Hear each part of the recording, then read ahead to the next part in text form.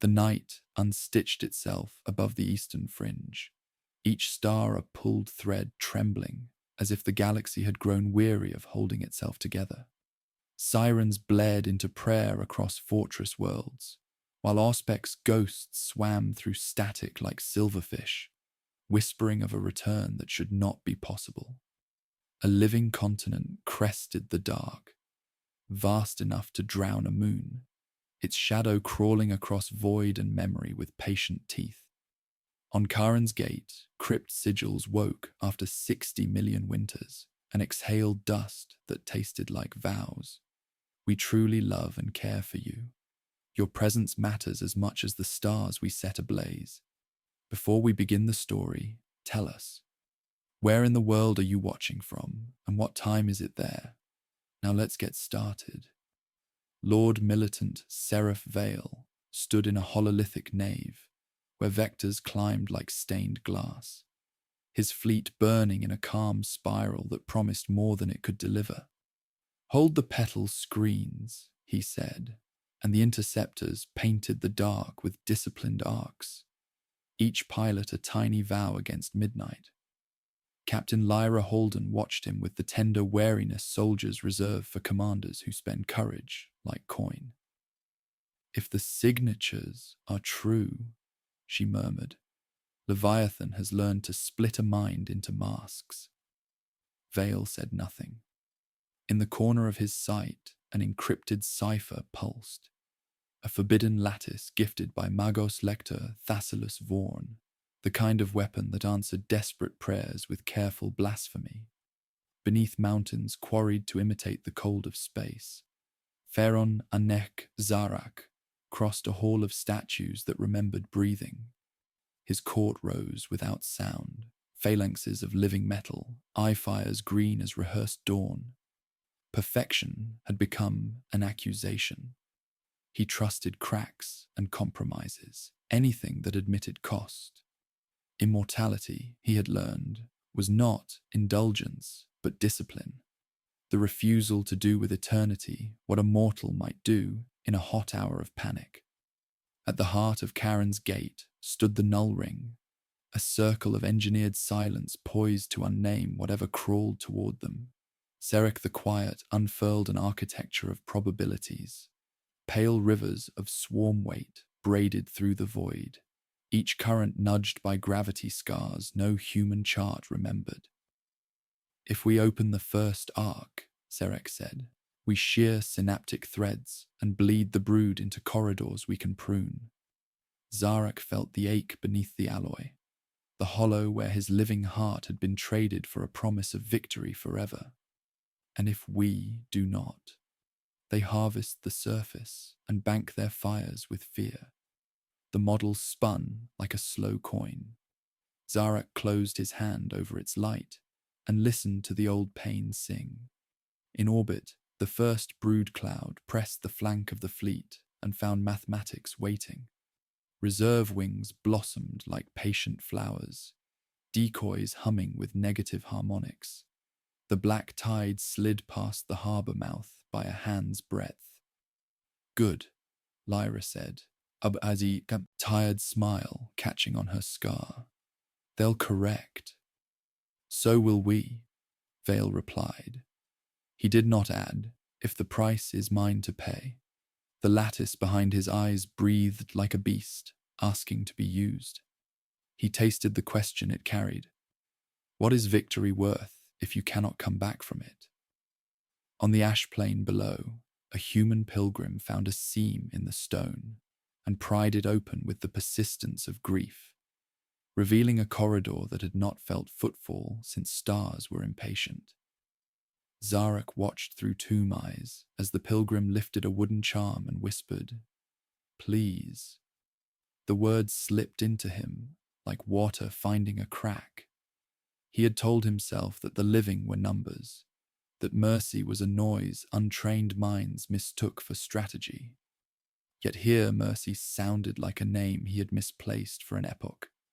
He lowered the defenses along a narrow path, so small a child could miss it, so clear a desperate parent could not. Leviathan shifted, The swarm became an idea that learned to walk, and its walk learned to dance.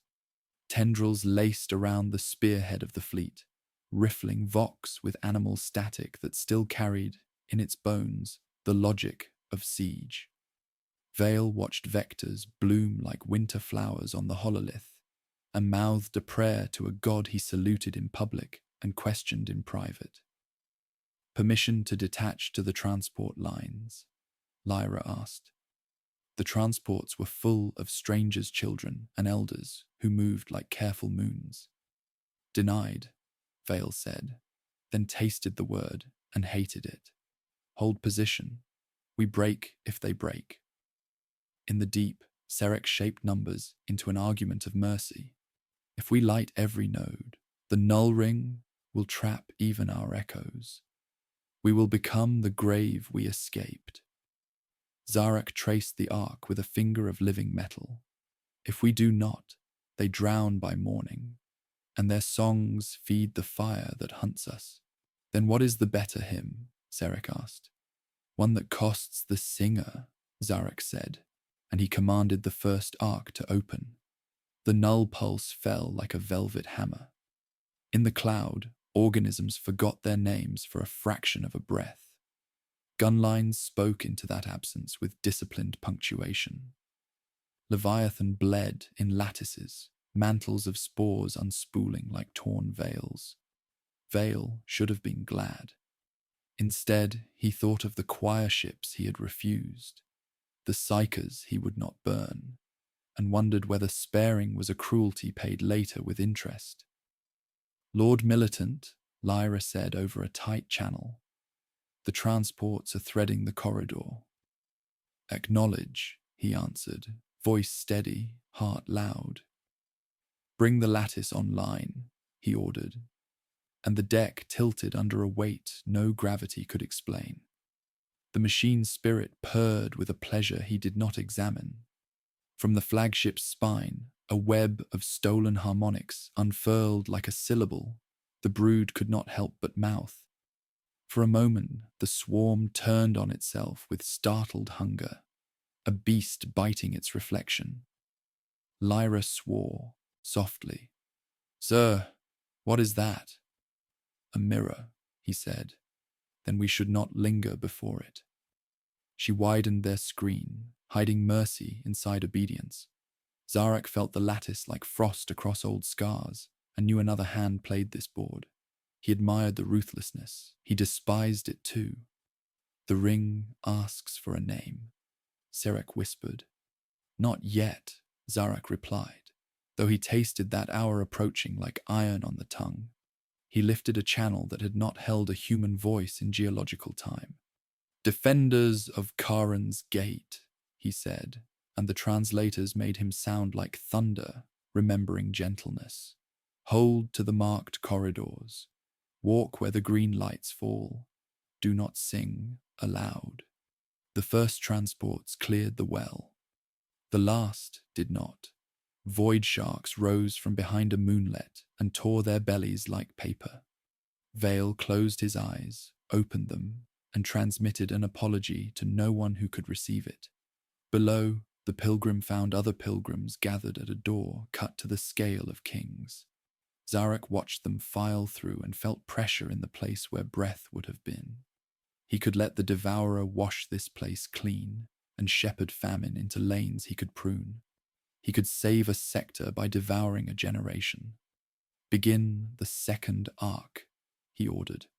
The ring answered as if relieved to be commanded, and a deeper hush spilled outward like oil over water. In that hush, the swarm faltered again, then learned. Tendrils thinned, split, and came on in curtains that behaved like absence pretending to be air. They're changing, Lyra said. Everything living does, Vale replied, tasting the irony like a coin. He thought of Vaughn, waiting in leash-length secrecy, and wondered what price resurrection would demand when billed to his name. Outside, the night tried to stitch itself again, badly, a scar pulled over a wound not done bleeding. The Devourer paused to taste the new pattern and added it to its dance. Vale held his line and felt a decision freeze inside him like clear ice. He would do worse things than this to keep these people breathing, and each worse thing would arrive asking to be fed. Zarak stood before the ring and remembered a sister's hand, a pilgrim's charm, and a door taller than history. Immortality, he decided, was accounting carried past endurance. When the second arc met the first, Karen's gate sang like a throat cut on purpose to save a life.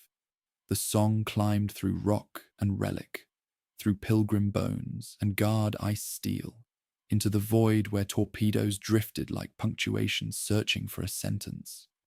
Something old in Leviathan paused, offended by the taste of nothing. The invisible brood flexed, then flowed around the absence like water deciding to be air. Vale recognized adaptation and named it faithlessness. Zarak recognized it and named it memory. A tremor shook the plain. Doors closed like eyelids. The pilgrim who had said please turned once, lifted the charm, and touched the stone as if thanking it for remembering. Zarak watched until the last candle of them vanished and set the locks back like bones. The ring chimed, impatient, hungry not for flesh, but for certainty. "It will ask again," Sarek said. "I know," Zarak answered, and found he was not afraid, only tired of arithmetic. Vale draped his formation across the gate like a bruise he was willing to keep. "Mark the masked channels," he told Lyra, and saw the question in her face. He had not earned the trust he needed. He would borrow it from the future and pay interest in blood. The swarm's shadow thickened at the edge of sensor range, studying silence. "They'll come smarter," Lyra said. "So must we," he answered, and thought of laws like brittle glass. Somewhere below, the null ring purred like a furnace about to pronounce a saint, and two paths sharpened toward each other. One mortal, one undying, both leading to a door that would not stay closed. Dawn never comes to Karen's gate. Wreckage only grows pale, and the fleet's running lights pretend at morning, across a sky that will not forgive. After the second null arc, the void feels bruised and listening. Lord Militant Seraph Vale stands before the hololithic nave, while casualty ribbons slide like funeral crepe, each name ringing once against his breastplate. Captain Lyra Holden waits at his shoulder, eyes raw from unslept hours. Neither speaks until the list ends and the ship exhales like a tired cathedral. "Transports 3 and 12 failed to clear the seam," Lyra says. "The rest reached the corridor. Pilgrim density exceeds projection." "People exceed projections," Vale replies, and it sounds like a prayer that forgot how to be grateful. Magos Lector Thassilus Vaughan arrives on a hush of servos, skulls orbiting him like guilty moons. "My lattice performed with intolerances," he purrs. "Synaptic confusion in most swarms, exploitable cascades observed." "Your tolerances burn convoys," Lyra answers. "A convoy, yes. A sector, no," Vaughan says. "Selection pressure favors learning. I guide the curve." "Assistance is not absolution," Vale says without turning from the names. "Nor is abstention virtue," Vaughan murmurs. "You spared the choir. The Devourer will invoice mercy soon." Beneath the mountains, Firen Anek Zarak walks galleries that remember breath. Serek the Quiet keeps pace, metal fingers testing runes with a gardener's care. The null ring idles like a furnace waiting for a saint. "It asks for a name again," Serek notes.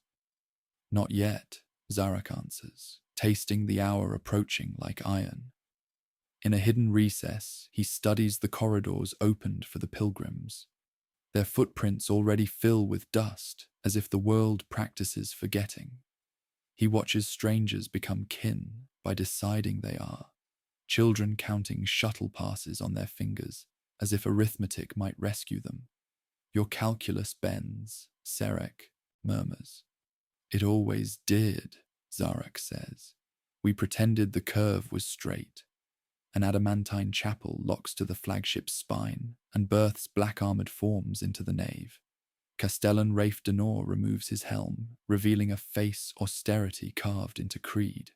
Lord Militant, he says, you held while I crossed the dark. That earns honour.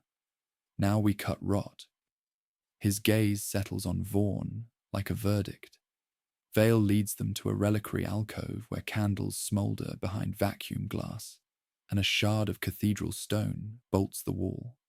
The ship's groan becomes a hymn worn thin. Denor wastes no words. The lattice alters the song of battle. Witchery wearing brass, yield him to my custody. I harvest harmonics, Vaughn replies. I keep men alive. You consume them like incense, Denor says. What burned the choir you did not gather? Restraint, Vaughn answers, and something human moves beneath the cowl. Regret or hunger, too close to tell. Vale lays a gauntlet on the stone. Castellan, if you cut every blade that offends you, you reach battle with empty hands. I would rather fight bare-handed than win by poison. We hold him, Vale decides. No purgation while the gate stands. The corridor remains priority. Denor's jaw works and stills. I obey, he says, and obedience costs him. Deep below, the pilgrim with the wooden charm wakes among strangers who choose to live together for another hour. Servitors shaped like kindness bring water. Through a one-way veil, Zarak watches small human settlements assemble.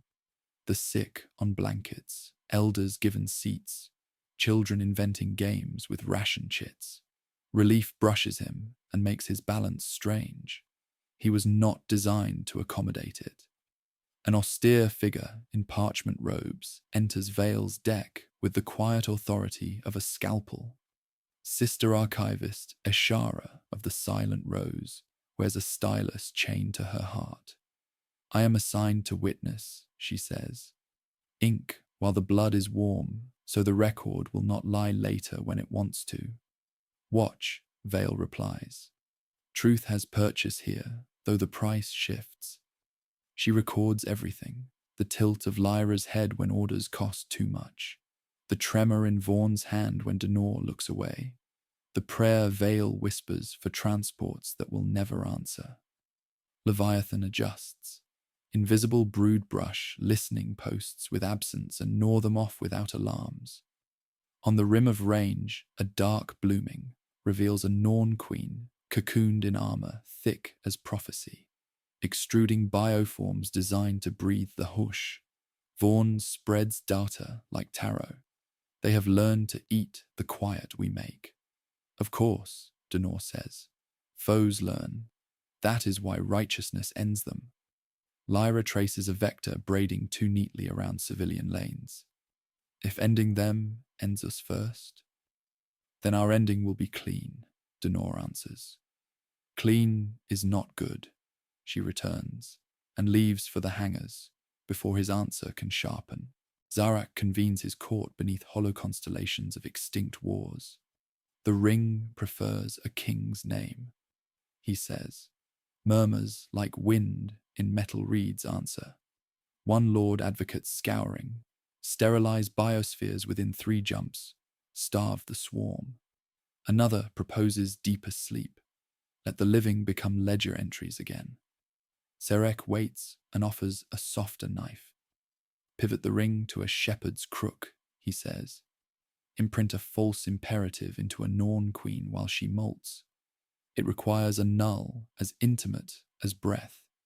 What cost? Zarak asks. A mind with authority. Whose? Silence keeps its courage. In the fighter cradles, Lyra walks a gantry, while crews paint kill marks with modest hands. Vale joins her and the noise falls respectful. You denied me the transports, she says, mapping terrain. I did, he answers. I will again, if the killing demands it.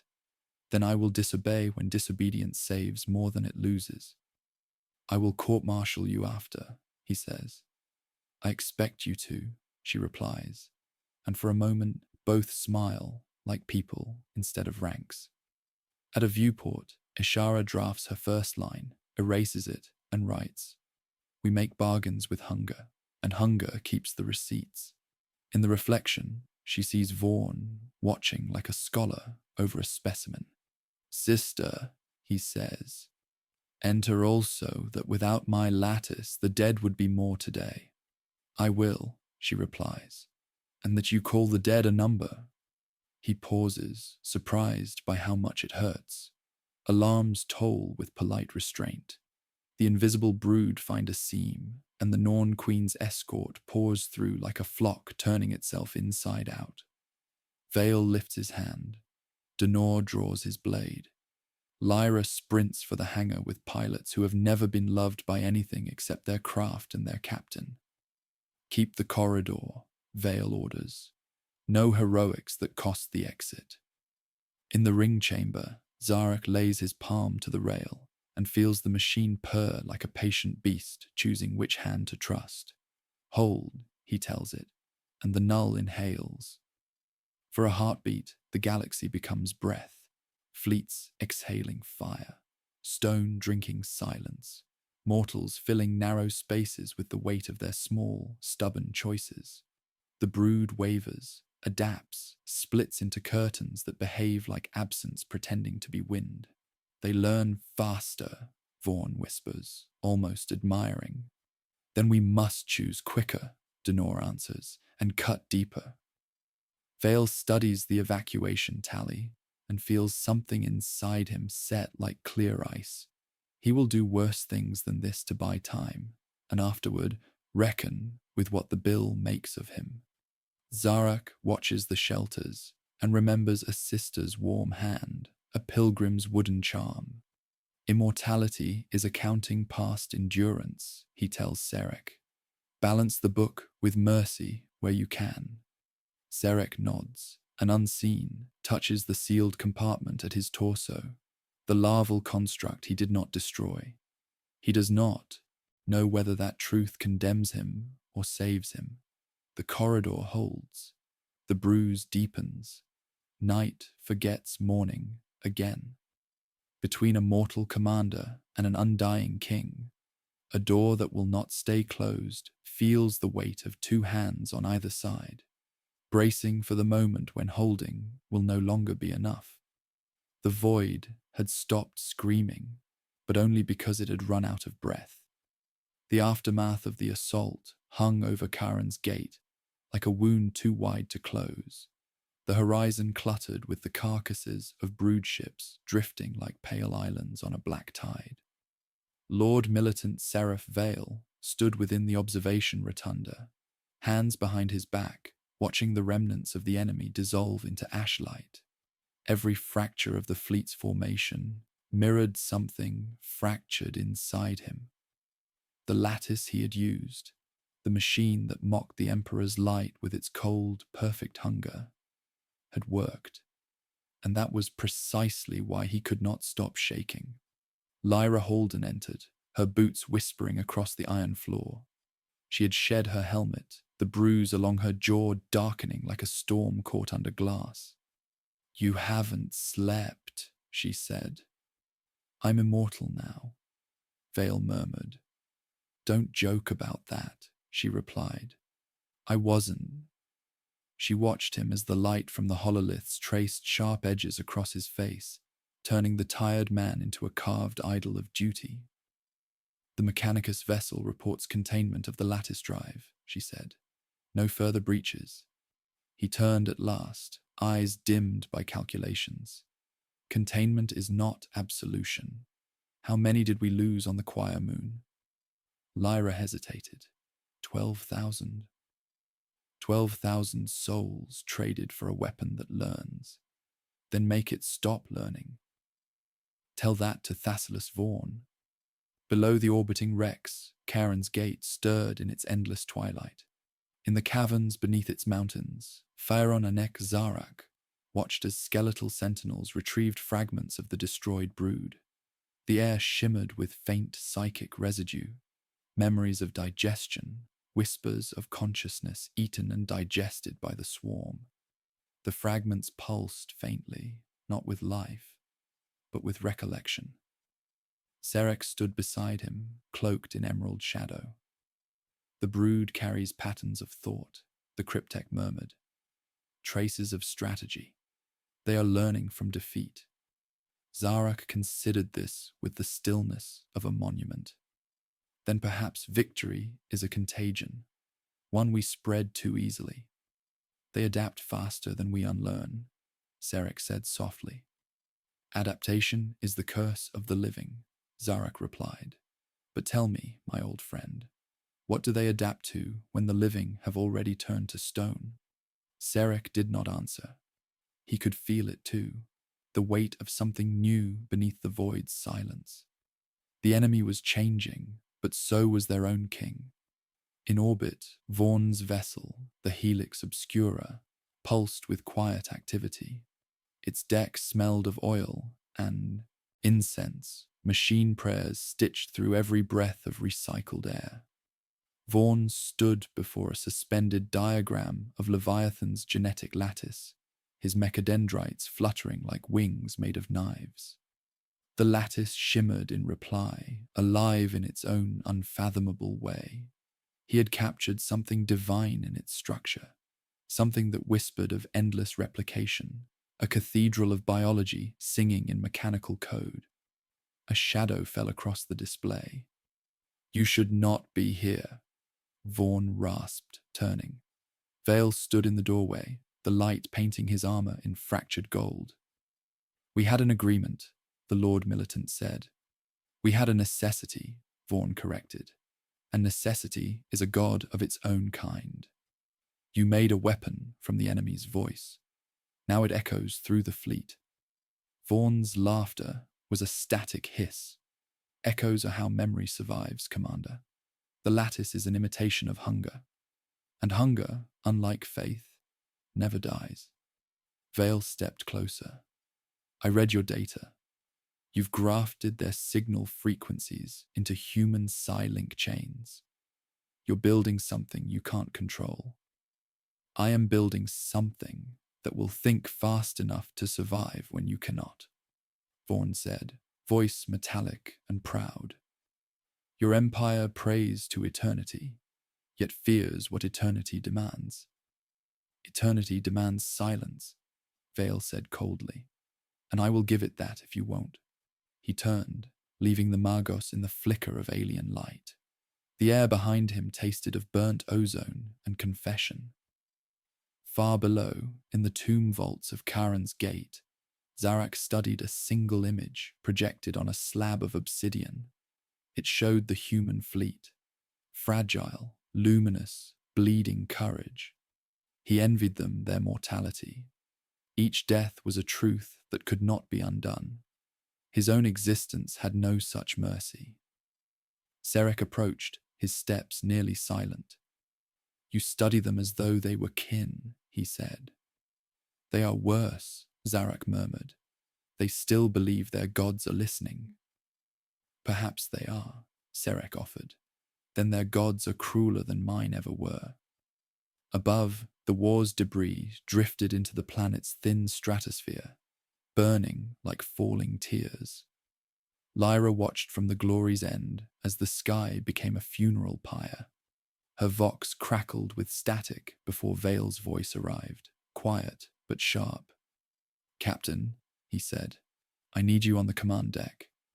When she arrived, the hololithic sphere of the gate displayed a growing red bloom, energy signatures flaring along the equatorial scar. "Another brood?" she asked. "No," Vale said. "Something older." From the darkness beneath the world's crust, the null ring trembled. The frequency was faint but clear, a summoning tone, harmonic with the psychic field Leviathan had left behind. Zarek's eyes flared brighter. "They call to the dead," he said. "Who does?" Sarek asked. "The living," Zarek answered, and stepped into the light of the ring, or what is left of them. The ring's glow expanded, reflecting ancient hieroglyphs across the vault. Through that radiance, Zarek saw faces, humans on the surface, their hands pressed to the soil, their prayers rising like static against the dark. Something inside the ring shifted, reaching toward those fragile minds as though curious. He withdrew his hand, afraid of the echo he might return. On the flagship, Vale felt the same tremor ripple through his blood. The air grew heavy, and the hololiths flickered with ghost signals. Necron transmissions bleeding into Imperial channels. Lyra gasped. Someone's speaking from below the crust. Translate it, Vale ordered. Vaughn's voice emerged from the secondary channel, distorted but eager. Commander, do not respond. The signal is ancient, pre-imperial. It predates the swarm, if it's what I think. Silence, Vale snapped. They're not enemies. Vaughn's tone became almost reverent. Nothing that old can be friend or foe. It can only be consequence. Zarek's projection solidified in front of the fleet's bridge, a towering figure of obsidian and emerald light. For a moment, every servo and heart stopped. Lyra raised her weapon. Vale lowered her hand. I am not your enemy. Zarek's voice rolled across the deck, deep and resonant as thunder underwater. But your weapon stirs echoes best left buried. Vale met the gaze of a creature that had watched empires turn to dust. You're guiding the null ring, he said. You've been shaping the swarm. Guiding? No. I merely calculate decay, Zarek replied. But your Magos teaches hunger new music. You think you conduct the orchestra human, but the song was written before your kind had tongues. The hollow flickered as the signal weakened. What do you want? Vale demanded. To finish a mistake, Zarak said, and perhaps to teach you the cost of correcting one. The image dissolved. The bridge fell silent. Lyra exhaled. You believe him? I believe consequence, Vale said. Vaughn's voice returned, shaking. You've just spoken to something that should not remember us. Do you understand what that means? Yes, Vale said. It means the dead are listening again. Outside, the shattered hulls of the swarm began to drift with new purpose, forming spirals like deliberate thought. From the surface, faint lights rose into orbit, Necron beacons aligning with Imperial frequencies. Somewhere in the cold, something vast began to awaken, neither flesh nor machine, but a promise forged in both. And for the first time, Vale wondered if victory had been an error in translation all along. The wrecks did not drift, they gathered with intention. Splinters of brood hulls sketched slow spirals across the dark, a cathedral assembling itself from bones and ash. Lord Militant Seraph Vale watched the pattern seal like stitches over a wound still whispering. His teeth ached with the pressure of it. Beyond the viewport, dust flared and settled, as if the stars themselves were coughing up secrets they had swallowed too long. Report, he said. Enemy debris forming resonance arrays, Lyra Holden answered. Non-thermal pulses aligned to our shields. They're trying to learn our name, Vale murmured.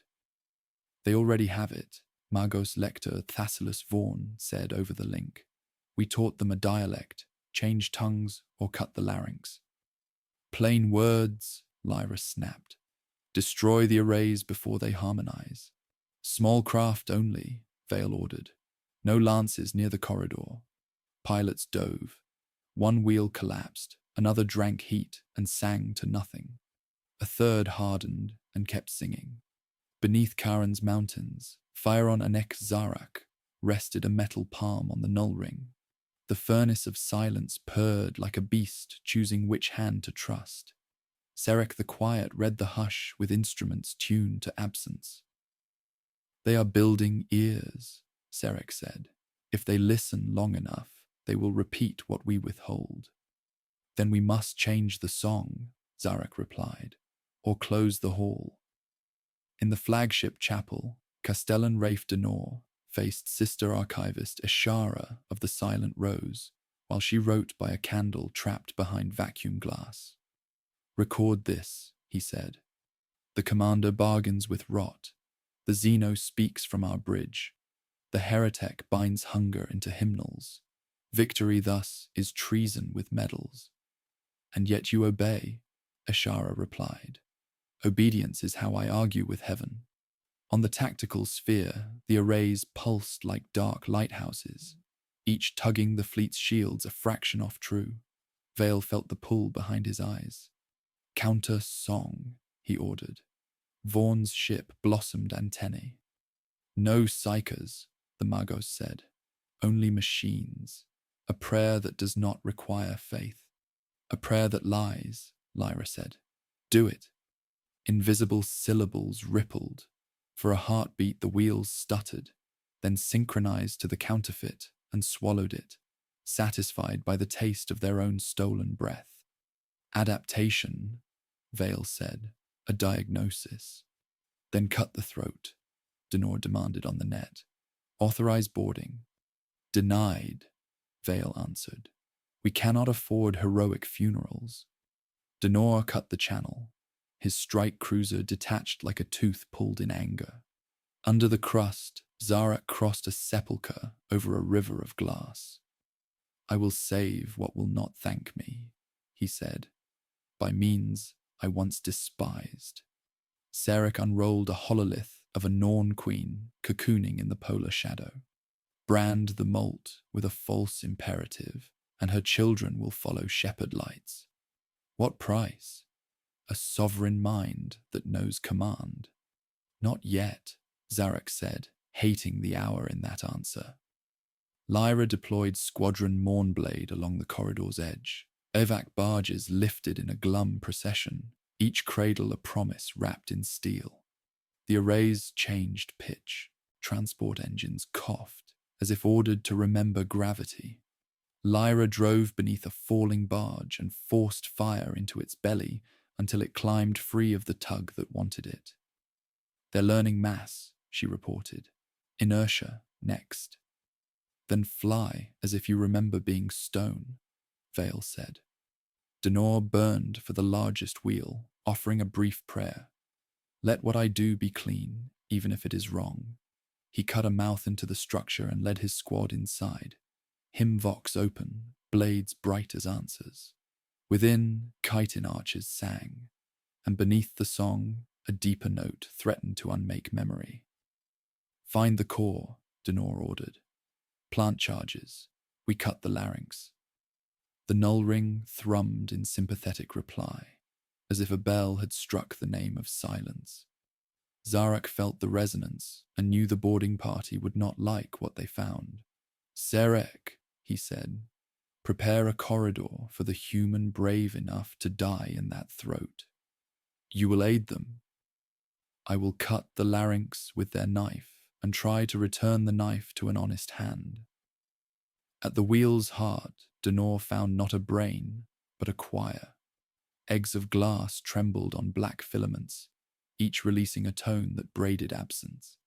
A failed sun pulsed at the center, not light, but a pressure setting the speed of forgetting. "Charges here," he said, drawing his blade. The tones climbed.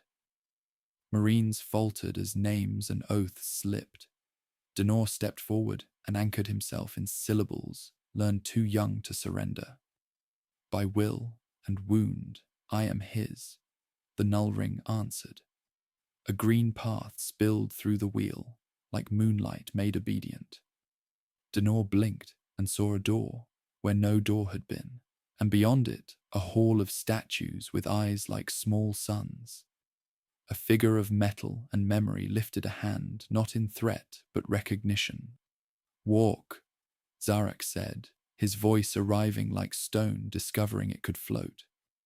"Place your charges against the nodes that hum in thirds. Do not cut the fourth.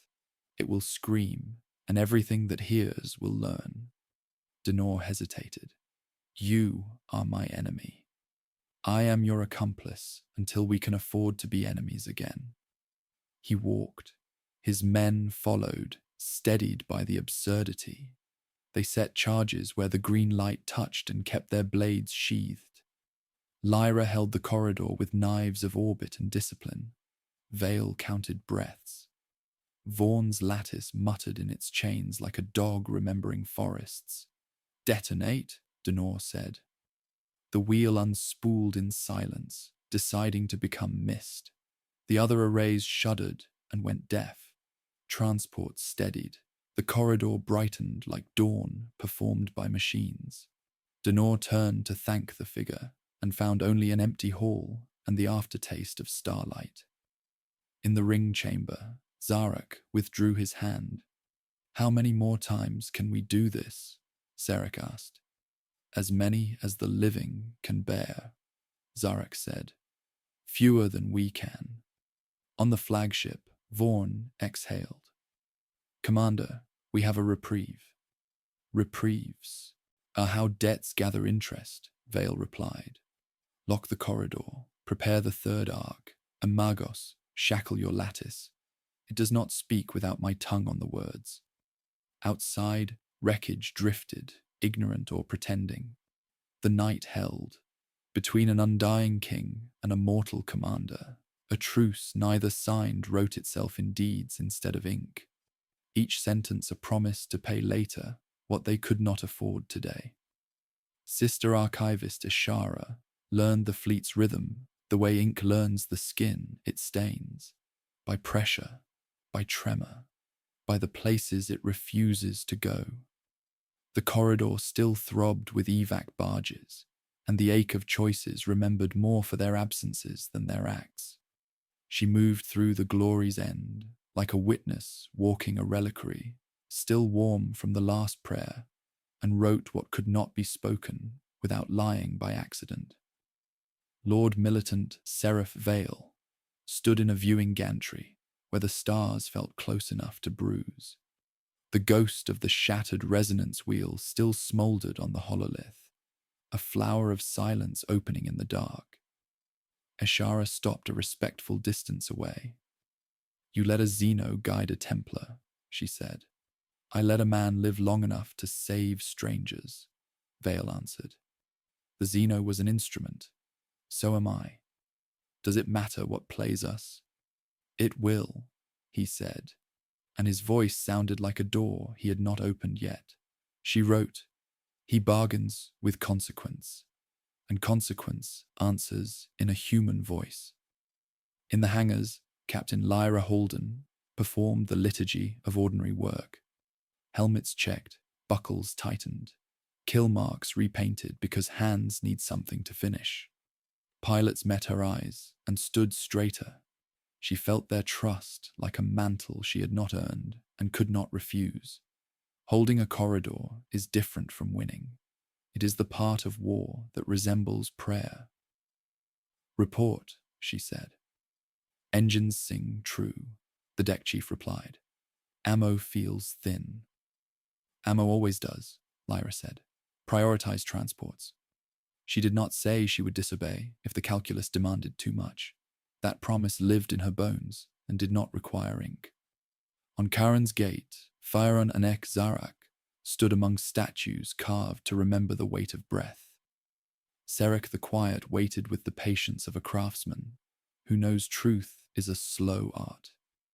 Hidden within his chest, behind plates etched with equations, Serek kept a stasis cradle, a larval bioconstruct the size of a child's heart. It pulsed faintly, like a promise rehearsing the courage to be born. I judged today, Zarak said. I will judge again tomorrow. Counting grows easier.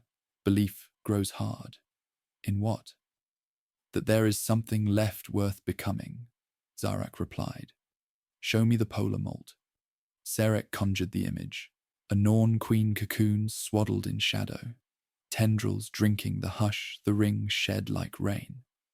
He traced the shepherd's crook he meant to carve into her mind, the false imperative that would turn hunger into a leash long enough to pass for freedom. His hand trembled over the hidden cradle. Your fingers remember fear, Zarak observed. They remember hope, Serek said, and could not tell which answer condemned him. At the command dais, Magos Lector Thassalus Vorn arrived wearing a skein of cable like penitent rope. Castellan Raf Denor stood with his faith sheathed and eyes sharp. Vale traced the corridor with a gloved finger, as if touch could smooth it. The wheels will return, Vorn said.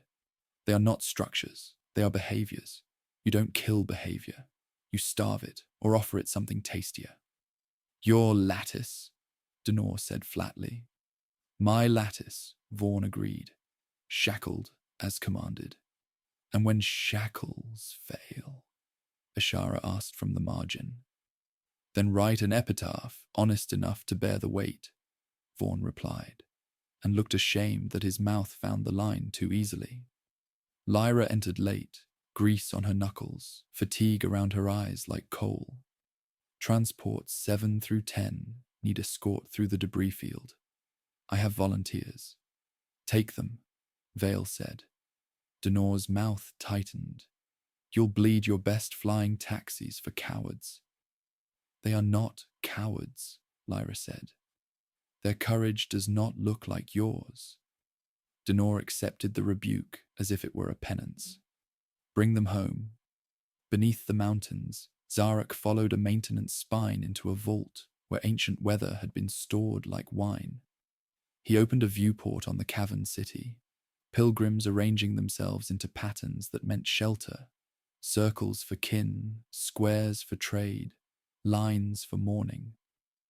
A child drew star chalk on black stone. The image was a bird. No such creatures nested here. Why a bird? Zarak asked, surprised to hear the softness in his own voice. Because it knows another sky, Serek answered from the doorway, surprised to hear himself answer. A tremor licked the stone. The swarm had found a new note. Lights along the ceiling flickered, not from damage, but as if the world hesitated about whether it should keep pretending to be shelter. Zarak turned his face toward the null ring and felt it listening back. It asks again, Serek whispered. It will be patient, Zarak replied, and knew patience was only hunger managed. Lyra's squadron fell into a braid that made them look large to the enemy and small to one another. The debris field was a mausoleum in motion, husks spun like choirs unlearning their own songs. She spoke to her pilots the way a sister speaks before a storm. Keep faith with your machines. Break formation only to save a life. If you must pray, do it with your hands.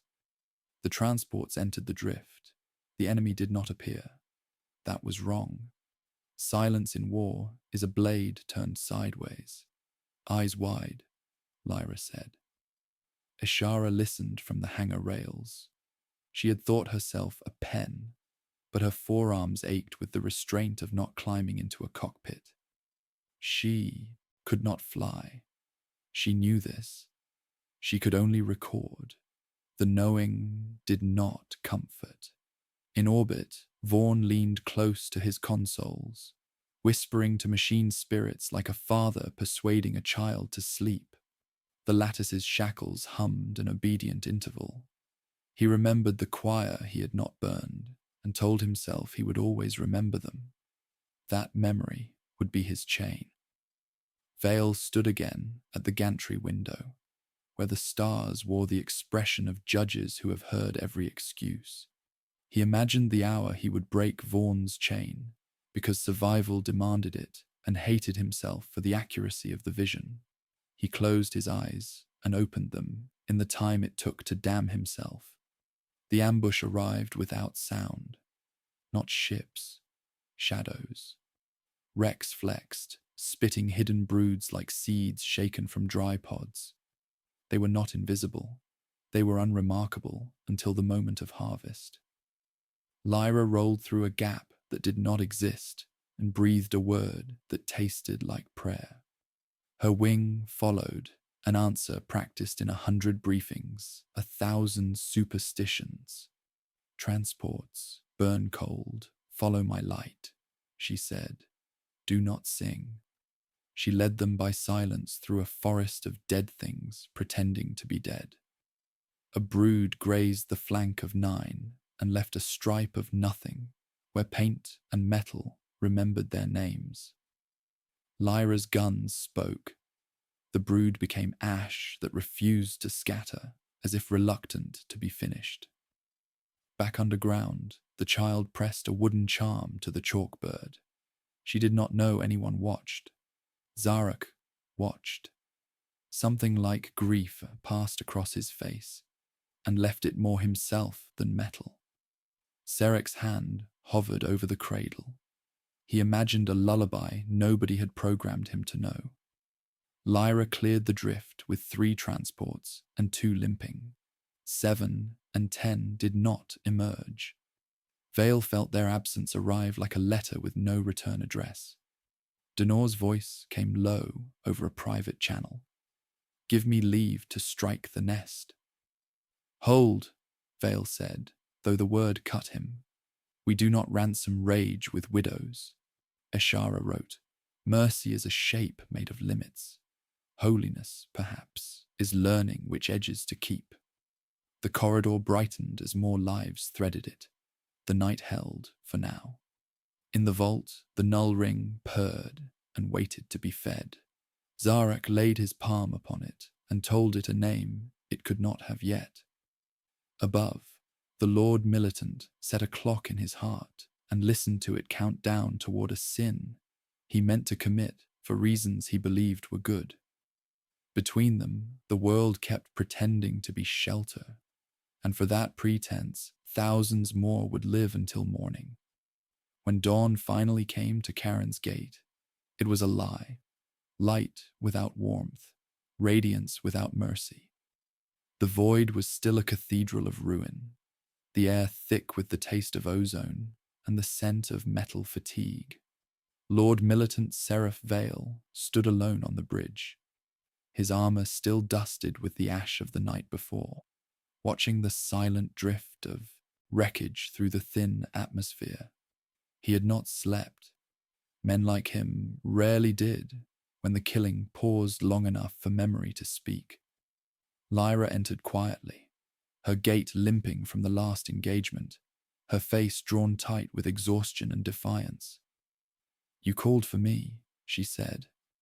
Vale nodded without turning. Denor's strike team has gone silent. He was supposed to return before second watch. They won't, she said flatly. The brood swallowed them whole. I saw the flares die one by one. Then we count them as honored, Vale replied.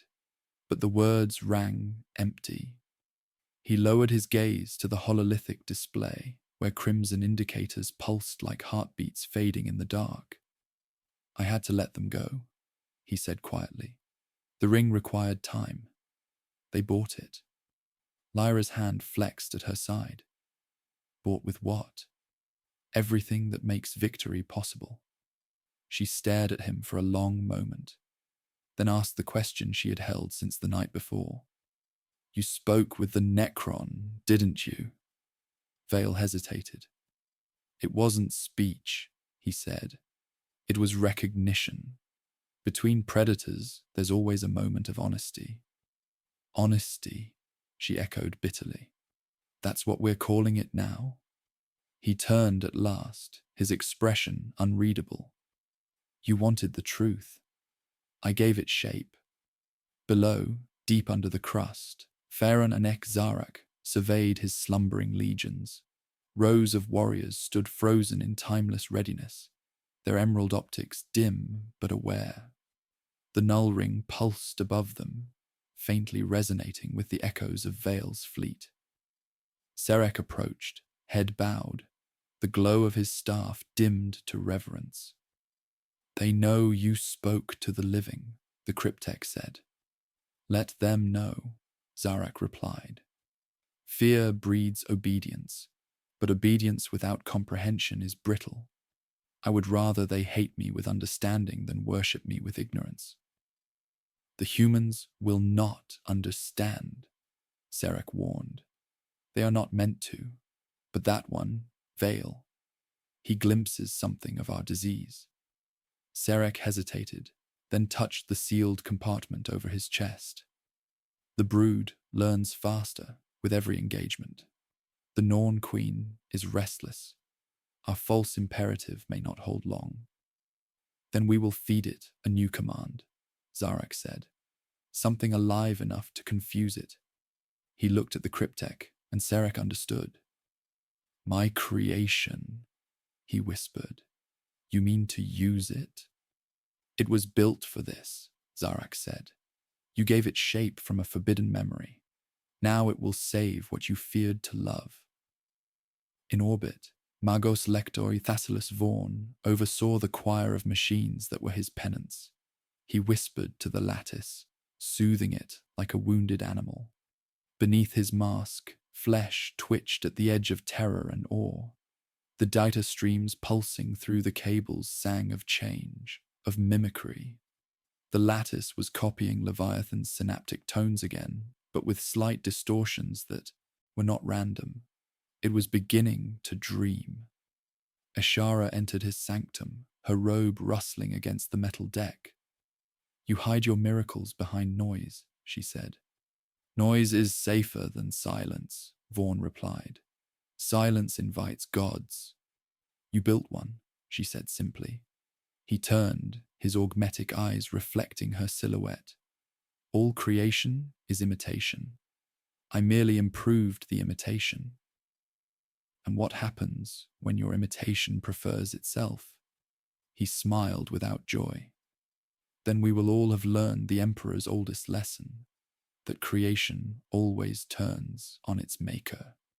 The vox crackled, Lyra's voice, urgent. Magos, we're picking up movement near the corridor. Something massive, but not tyrannid. It's coming from the gate. Vaughan froze. That's impossible. The null ring would... Not if something inside it opened the way, she interrupted. Vale's command voice filled the channel. Vaughan, power your scanners. Lyra, prepare for intercept. I'm en route. The deck trembled. Something vast breached the upper atmosphere, cloaked in gravitational distortion. The sensors struggled to define it, rendering it as a cathedral-shaped void surrounded by spectral fire. It was neither swarm nor ship, but something between. A hybrid of organic and necrodermis, moving with deliberate grace. It's a convergence form, Vaughan breathed. Not Leviathan. Something new. Something stolen. Lyra's pilot scrambled, engines igniting in streaks of blue fire. If it bleeds, we kill it. It doesn't bleed, Vaughan whispered. It remembers.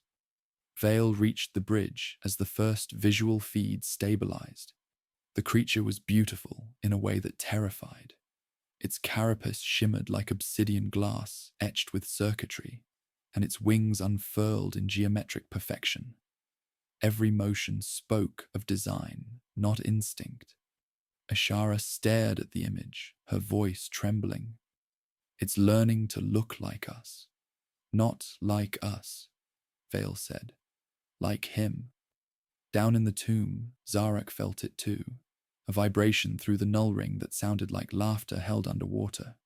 It's awake, he said. It has chosen a shape. The construct, Sarek whispered.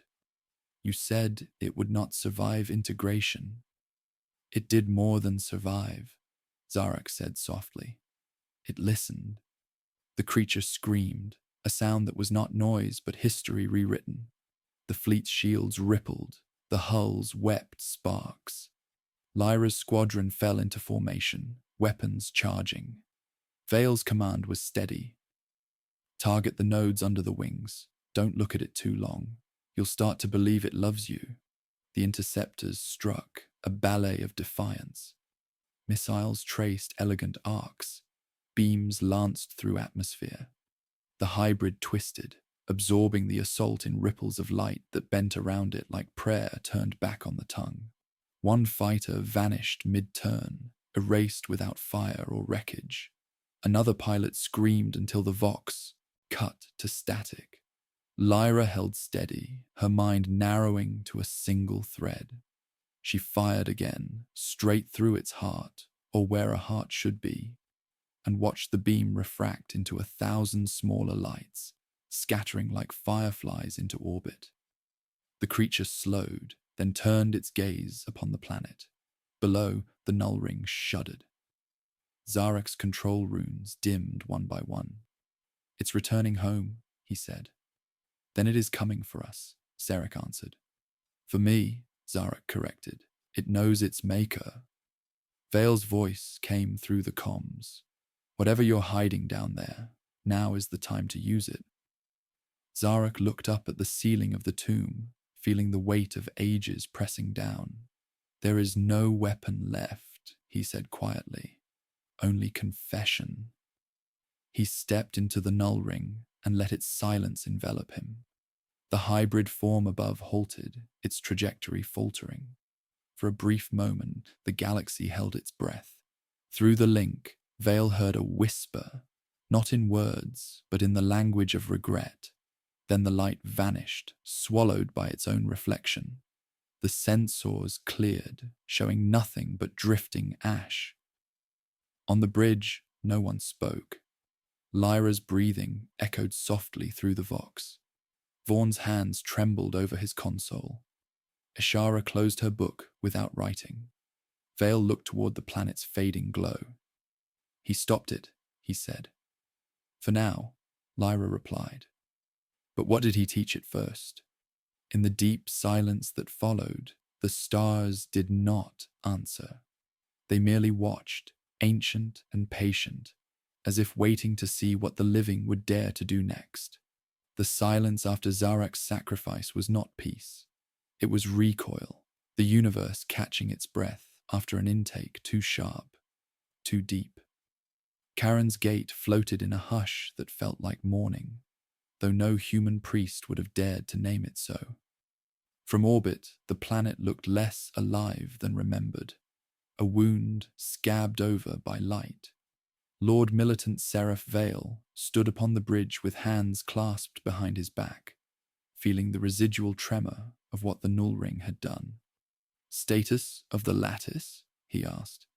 Magos Lector, Thassalus Vaughn's voice, filtered through layers of static, replied from the auger deck. "Dormant for now. The interference has ceased. But there are echoes, patterns that shouldn't exist." "Echoes," Vale repeated, weary. "Everything leaves one." He turned to Lyra Holden, who leaned against the bulkhead, helmet under one arm, eyes rimmed red with exhaustion. "You saw it die," he said. "I saw it change," she answered. "It wasn't dying. It was remembering him. Him, Zarek, the undying king, now ashes inside a silence that hummed like a pulse." Vale wanted to speak a eulogy but found himself unfit. What words could bury an immortal? Down in the catacombs of Karen's gate, the null ring no longer sang. It slept. But Sarek the Quiet knelt beside its husk, the glow of his staff casting faint auroras across the steel floor. He had not fled when his king vanished. He remained, as loyal hands often do when the world stops asking for loyalty. The larval construct, his creation, still pulsed weakly inside its stasis cradle. Its surface shimmered with traces of gold and green, and when he placed his palm upon it, the air around him quivered. "My king," he whispered, "your echo is not gone. You nested it inside what I feared." The creature's eyes opened, twin motes of soft jade. On the flagship, Vale watched new sensor readings flicker onto the hollow display. Biosignatures, faint, rising from the gate's crust. Not tyrannid, not human. Something third. He motioned for Lyra to see. "Residual contamination?" she asked. "Perhaps," he said. "Or a resurrection." Her jaw tightened. "If he's still alive, Then the calculus has changed, Vale interrupted. And so has the war. Ashara entered, her robes frayed from sleepless nights spent documenting what could no longer be explained. She approached the console, glancing at the readings. Every miracle begins as an error in perception, she said softly. Perhaps we have merely misread the cost. The cost is always blood, Lyra muttered. Or faith, Ashara countered. Sometimes both measure the same. Vaughn joined them, his metallic limbs scraping faintly. The lattice hums again. It's listening. Whatever residue the ring left behind has grafted onto my systems. It speaks in harmonic binaries. Vale frowned. Translate. I'm trying, Vaughn replied. But it's not language. It's recognition. A pattern acknowledging itself in a mirror. Lyra gave him a look. You mean it's alive? No, Vaughn said. I mean it's aware. Deep beneath, Serek listened to the whispers that now bled from the Nullring's core. They weren't words, yet their meaning coiled in his mind like instinct. The larval construct reached for him, not with limbs, but with thought. He saw images, stars devoured and reborn, cities built from the ribs of titans, an empire that once named itself eternal, now pleading for relevance. He saw his king, standing amid it all, not as ruler, but as mirror. Zarak, he asked, his voice small. The childlike being blinked, and in its faint reflection, he saw not the Pharaon, but something gentler, raw. It did not answer. It did not need to. Then you remember him, Serek said. And you remember mercy. Above the planet, storm fronts bloomed across the void like slow flames. Vale's sensors screamed, though no enemy fleet appeared. Vaughn staggered, clutching at a railing. It's pulling energy from the subspace fractures left by the swarm's death. The lattice responds as if commanded. It shouldn't be able to do that. Commanded by whom? Lyra demanded. Vaughn's voice fell to a whisper. By the thing that took his place. In the catacombs, Serek felt the air grow, heavy. Dust rose, defying gravity, swirling around the cradle. The larval being lifted its head, and the null ring flared once more. It was not violent, not like before. It was deliberate, measured, as if testing its strength. Serek stumbled back, shielding his optics. When the light dimmed, the being stood taller, its shape reforming with poise, both human and alien. I am what was spared, it said, voice layered with two tones, the innocence of a child and the gravity of an ancient. I am continuity. Serek trembled. What do you seek? To finish the song. In orbit, alarms wailed again. The lattice's containment field fractured, streams of data turned into blinding light. Vale grabbed the console, his knuckles whitening. Vaughn shut it down. I can't, Vaughn rasped. It's linked to the null ring. They're singing to each other. Lyra slammed her fist on the panel, then cut the channel. That would mean severing the link entirely, Vaughn said. It could destabilize both systems. The planet might collapse inward. Vale hesitated. And if we don't? Vaughn's eyes flickered. Then we might witness creation. Ashara stepped forward, voice calm. You speak as if that's something the galaxy wants. Vale's decision came like thunder. Cut it. The Margos hesitated only a moment before activating the failsafe. The ship's lights dimmed, the hum of machinery slowed to a dirge. On the display, the lattice shimmered, then stilled. The planet below went dark. For several breaths, nothing moved. Then came the whisper. Not sound, but thought, rolling through every mind like the tide. We are not finished. Lyra staggered, clutching her head. Vale's vision blurred. Vaughn fell to one knee, circuits sparking. The voice was not malevolent. It was mournful. On the planet, Serek looked upon his creation. It stood bathed in emerald fire, hands raised to the heavens. They tried to silence the bridge, it said, but silence is not an end, it is an invitation. The null ring's light split the sky. A beam lanced upward, touching the drifting remains of Leviathan's swarm. Those corpses twitched, then reassembled, not as the old Devourer, but as something restrained, something new.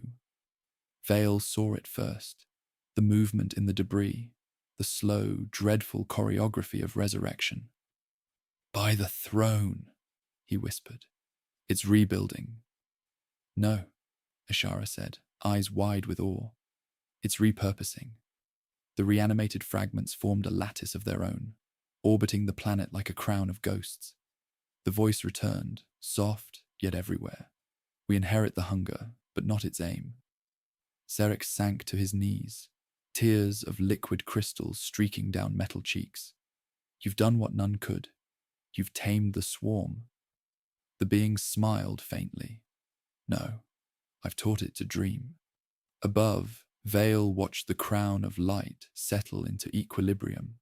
The threat was gone, but so was the certainty of what came next. "Report," he said, his voice hoarse.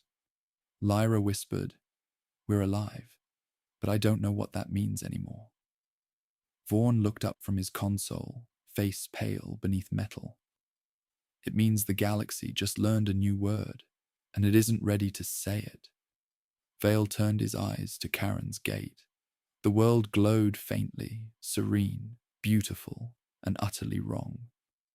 "Then we learn it first," he said, "before it learns us."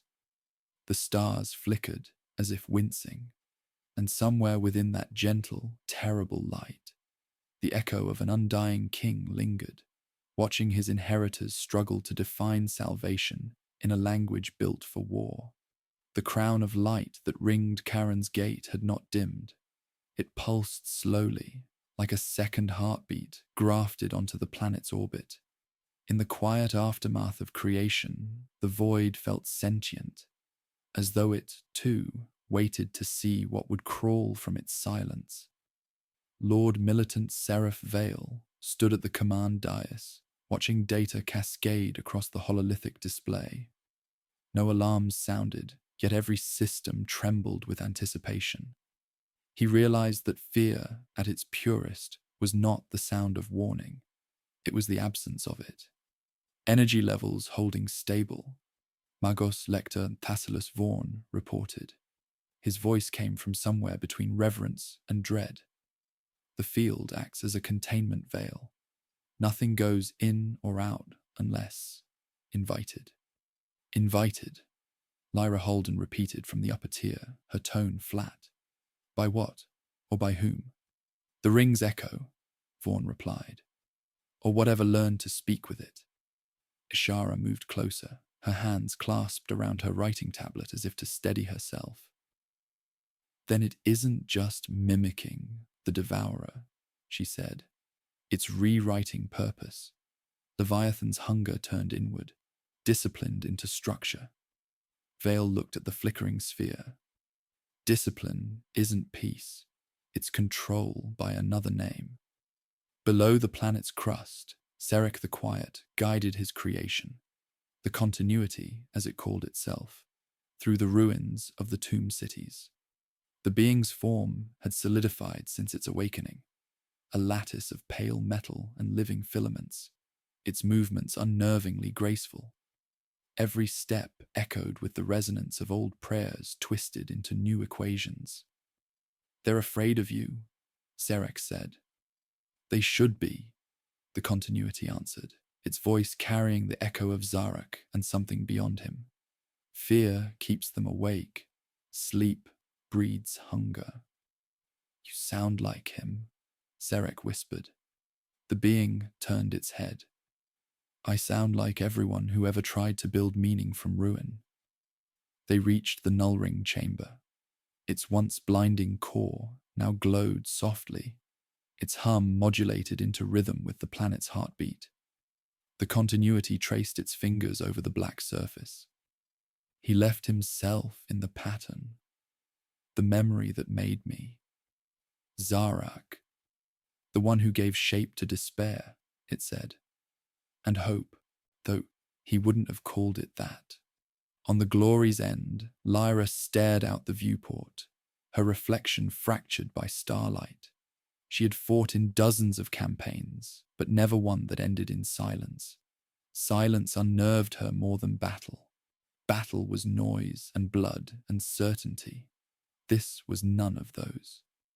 Permission to speak freely, she said. Vale nodded. Whatever that thing is down there, it's thinking faster than any of us can follow. You felt it too, the voice. It wasn't alien. It was familiar. Because we made it familiar, Vale said. Every sin of empire repeats itself. We build, we bind, and when it begins to think, we call it heresy. Ashara looked up from her notes. Then perhaps heresy is the only way to survive gods who stopped listening. The Magos' console shrieked. Commander, there's movement in the outer ring. The debris network is reconfiguring again. It's aligning with our communication frequencies. Vale straightened. It's trying to talk. Not to us, Vaughn said. Through us. The bridge flickered. For a heartbeat, every screen filled with faces, flickering, overlapping, dissolving. Imperial soldiers, civilians, the lost and the forgotten. Each spoke the same words in unison. Where is the king that promised eternity? Lyra flinched. That voice. Ashara's stylus fell from her hand. It's using memory. Every ship in the sector still carries psychic residue from the choir that died. Vaughn's voice was a whisper now. It's building continuity between the dead and the living. A bridge of thought. Vale's jaw clenched. Shut it down. I can't, Vaughn said. It's not in our systems. It's in us. Beneath, the continuity paused, as though listening to something beyond time. Sarek stepped closer, his voice trembling. What are you doing? I'm answering, it said. They call for eternity. I will give them memory instead. Light spiraled from its chest, threading into the null ring. Across the planet, the tombs lit like constellations remembering their shapes. Above, the crown flared, and new images bled into the void. Visions of the galaxy, fractured, burning, endless. Every world touched by Leviathan's shadow flickered in that phantom light. On the bridge, Vale could only watch. Gods preserve us, he whispered. They won't, Lyra said. The display shifted. The swarm remnants orbiting the planet began to move, not as predators, but as pilgrims. Fragments of carapace and bone aligned into spiral formations, their glowing veins pulsing in rhythm with the continuity's heart. It's rewriting the swarm, Vaughn said. It's turning their neural lattice into infrastructure, a network. For what purpose? Vale asked. Ashara's voice was faint. To remember itself, to ensure no mind ever dies alone again. Memory without death is just another kind of hunger, Vale murmured. Down, below, Sarek's optics dimmed as the energies surged. You'll burn the galaxy to remember it, he pleaded. I'll burn forgetting, the continuity replied.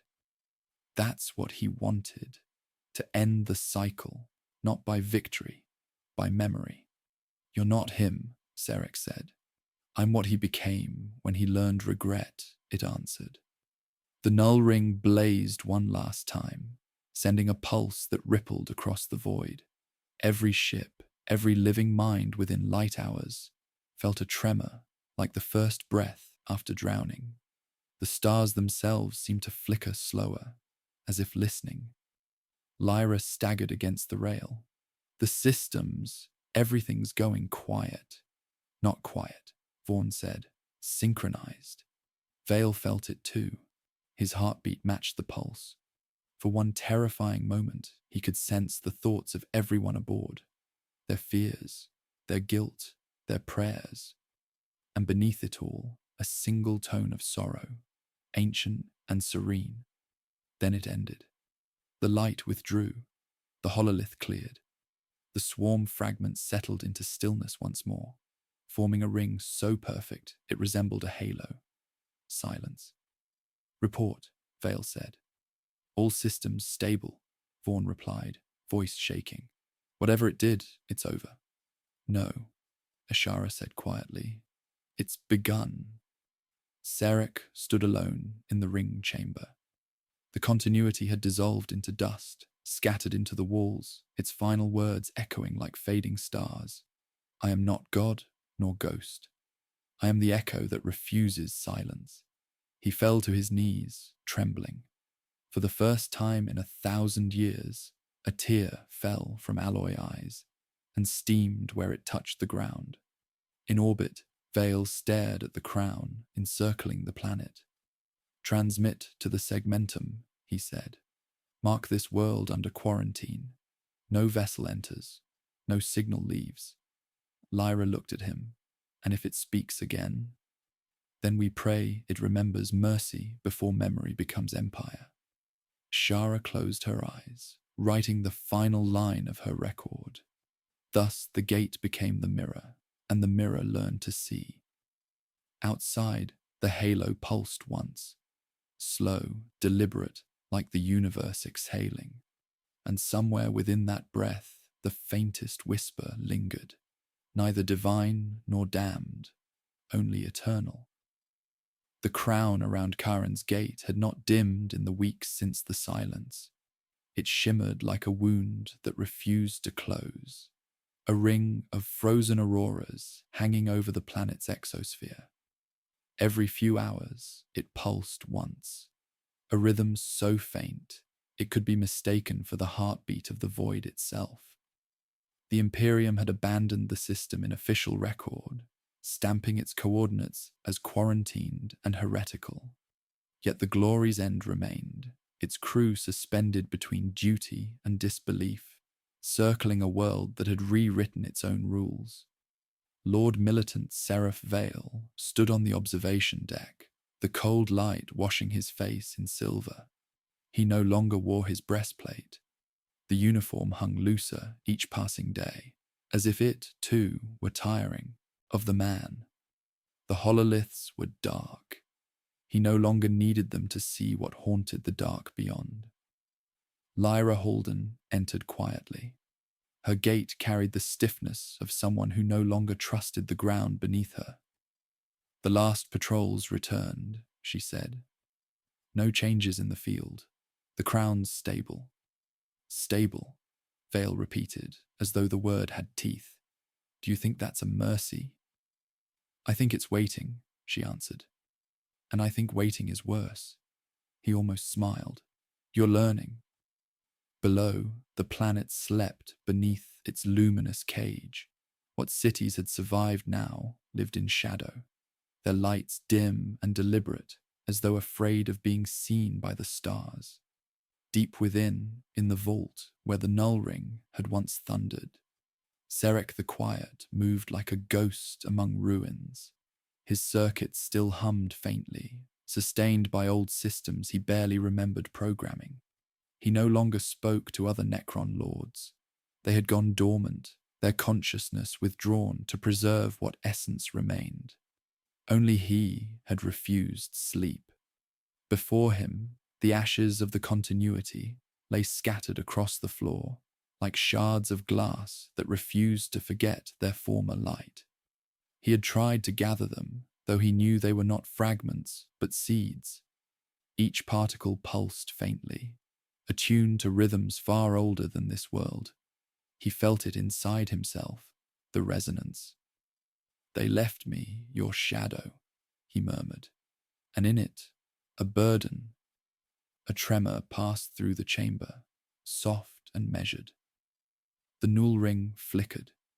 From within the ash, a faint glow began to breathe. On the glory's end, Magos Lector Thassalus Vaughan stared into his data feed. Unacceptable, he muttered. Entropy doesn't reverse.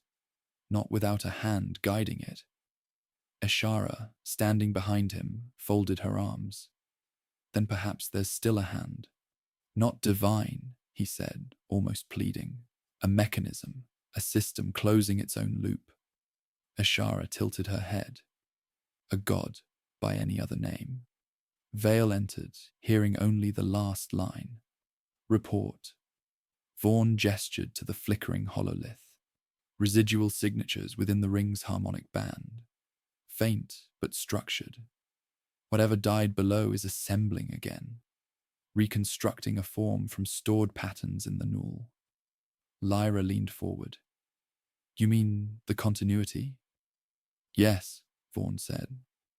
But it's changing its architecture. It's no longer entirely Necron. It's integrating the psychic lattice the swarm left behind. It's something in between. Between what? Vale asked. Between memory and hunger. The ship shuddered. Outside, the crown flared, shedding particles that fell like luminous rain across the void. The comms filled with whispers, no language, only the sound of breath drawn through centuries. Power surge, Lyra said, hands moving across the controls. It's pulling energy from our systems. Disengage the grid, Vale ordered. I can't, she said. It's bypassing physical relays. It's speaking directly to the machine spirits. Vaughan turned pale. It's learning to pray. Deep beneath, Serek fell to one knee as the ring came alive. Light burst from the ash in a quiet explosion. A figure took shape, slender, unarmed, neither metal nor flesh. It looked at him with eyes that burned like remembered sunlight. You shouldn't be, he whispered.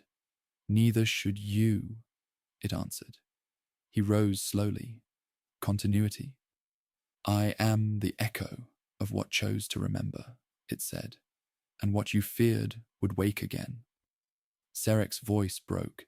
He left you to guide, not to reignite. He left me to finish the pattern, it said. Memory without purpose is decay. You preserved me too well. Purpose brings war, he said bitterly. War is how purpose introduces itself to the living. The ring pulsed, and through it, the crown flared brighter. A beam of energy pierced the atmosphere, linking sky and tomb. On the glory's end, alarms screamed. Vale stared at the feed. It's drawing matter from the debris field, reconstructing the swarm fragments into structure again. Lyra's hands flew over the console. Weapons primed, targeting the source. No, Vale said sharply. Wait. Ashara looked at him in disbelief. You would let it live? I would see what it becomes, he said. If Zarak's legacy was balance, then perhaps this is his trial. Outside, the halo writhed, folding in on itself, its arcs coalescing into latticework too intricate to name. Where there had been chaos, there was now form. Vast towers of light, spiraling geometry that reached for infinity. What is it building? Lyra whispered. Vaughan's voice was hollow. A memory palace, a tomb for thought itself. The continuity stood within the ring, light flowing through its veins. I remember him, it said softly. The king who feared his own eternity. He sought to end it by teaching death how to think. But thought does not rest. It grows. Serek stepped forward. Then end it yourself. Break the cycle. The being regarded him with almost human sadness. There is no end, only inheritance. Vale's comm crackled, the continuity's voice filling the bridge like wind through a cathedral. Lord Militant Vale, it said, you carry his defiance. You stood at the edge and chose to look back. For that, I offer you truth. Speak it, Vale said. The empire you serve is already hollow. You polish bones and call them relics. But memory cannot be worshipped. It must be lived. Then live without us, Vale said. Leave this place. Sleep. I cannot, the continuity replied. You named this world a quarantine, but it has become the seed of what comes next. I will not consume. I will remember, and everything that remembers me will never die. Lyra's face hardened. Immortality again. The curse repeats. Vale's hand closed into a fist. Fire the orbital lances. The beams struck the surface with the fury of dying suns. For a heartbeat, the ring blazed white, and the crown above shattered into drifting shards. Then came the voice, soft as forgiveness. You cannot burn memory. When the glare faded, Karen's gate still shone. The ring pulsed once, calm, unbroken. Vale sank into his chair, every line of his body hollowed by exhaustion. Ashara whispered, You didn't kill it. No, Vale said. I confirmed what it already knew, that we would try. Below, in the quiet between pulses, Serek looked to the continuity. It smiled faintly, neither triumph nor mercy. It will come again, he said. Yes, it replied. And when it does, perhaps they'll remember differently. The stars above blinked, slow and deliberate, as if taking note of what humanity had done, and what it had failed to unmake. The light above Karen's gate no longer pulsed. It lingered, dim and constant, as if exhaustion had replaced divinity. The halo was fractured, its once perfect symmetry now scarred by Vale's bombardment. Where shards of the crown drifted, they reflected the ghost of a civilization that refused to die. The Glory's End orbited in mournful silence, its crew moving through shadowed corridors like penitents after confession. Lord Militant Seraph Vale watched the planet from the bridge, arms crossed behind his back. He had stopped wearing his command insignia. They felt obscene now, relics of an empire that measured worth by survival alone. Lyra stood beside him, her hair cropped short, her uniform unfastened at the collar. Neither had spoken since the last message from Terra, a curt decree branding Karen's gate Xenosanctus, forbidden, forgotten. You know they'll come, Lyra said finally. They'll send purifiers, Vale replied. Whole flotillas. They'll scour it, burn it to dust, then tell the galaxy it was righteous.